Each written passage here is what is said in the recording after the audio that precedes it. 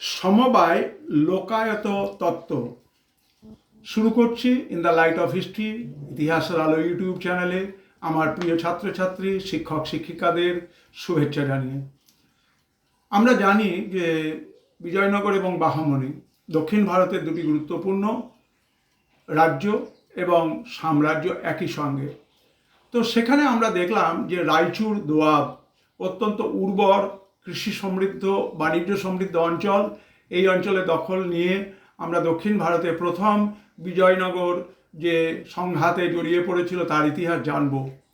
আমরা জানি যে বিজয়নগর সাম্রাজ্যের 5 ভাই তারা রায়চুর দোয়াব অঞ্চলের দায়িত্ব ভাগাভাগি করে নেন। প্রথম হরিহরের হাতে ছিল পশ্চিম এবং দক্ষিণ দিকের অংশ। প্রথম বুক্কা পেয়েছিলেন পূর্ব এবং মধ্য দিকের অংশ।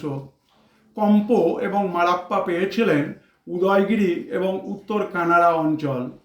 মহীশূরের দক্ষিণ পশ্চিম ভাগের শাসন ছিল পঞ্চম ভাই মোদগ্গার হাতে। ঐতিহাসিক সতীশচন্দ্র বলেছেন এই শাসন ব্যবস্থার নাম সমবায় লোকায়ত তন্ত্র।